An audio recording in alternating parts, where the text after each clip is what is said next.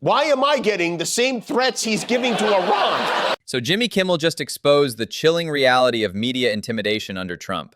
A sitting president using the same threatening language against comedians that he uses against Iran. This isn't just comedy anymore. It's about whether free press survives authoritarianism. Let's break this down.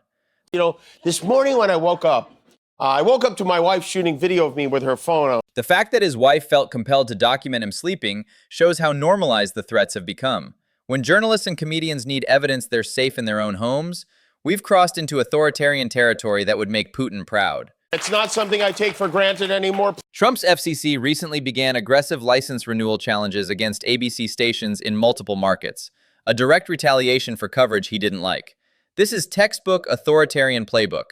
Use government power to silence critics through regulatory intimidation. And you know what not one of them has done? Pressured ABC to fire me for it. Meanwhile, Republicans who actually said democracy was dead after January 6th face zero corporate or governmental pressure.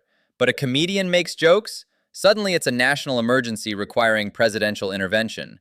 The double standard reveals everything about their authoritarian priorities.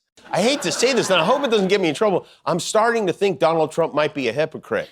That nervous joke about getting in trouble for calling Trump a hypocrite proves the intimidation is working. In Hungary, Orban achieved this same chilling effect. Critics self-censor because they fear retaliation. We're watching it happen in real time here. So this is what the president posted yesterday about Iran. This comparison isn't hyperbole, it's literal. Trump used identical threatening language structure against both Iran's nuclear program and a late-night comedian. No American president in history has ever treated domestic critics like foreign adversaries this explicitly. Let me explain something.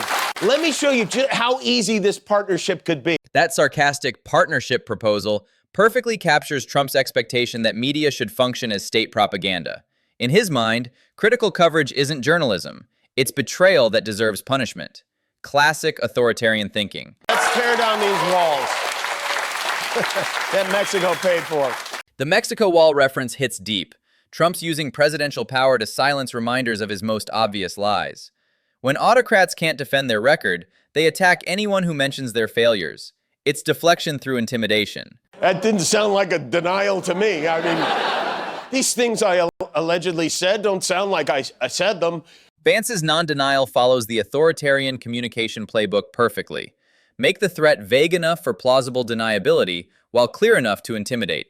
It's the same tactic Putin's allies use.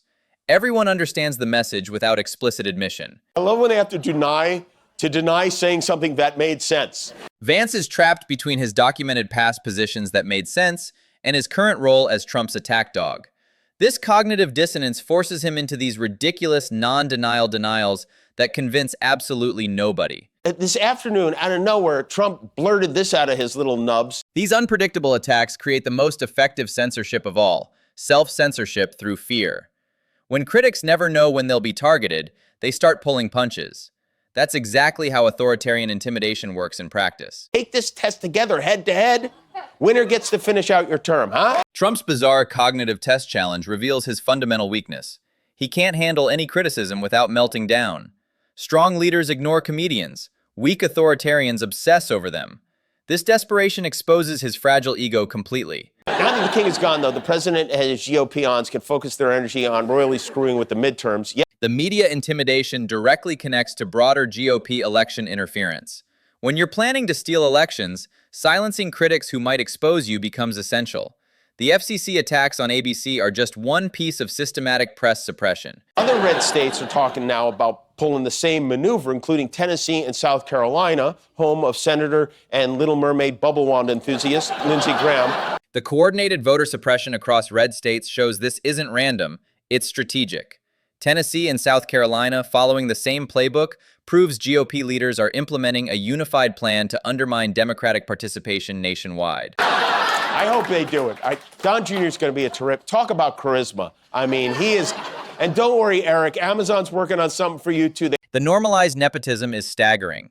Don Jr. gets opportunities based purely on his name while qualified people are ignored. This is how kleptocracies work.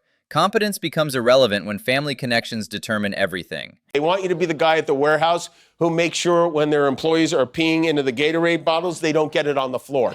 That Eric joke perfectly captures the Trump family's contempt for working people. They see workers as disposable while viewing themselves as inherently superior. It's the aristocratic mindset that drives their entire governing philosophy.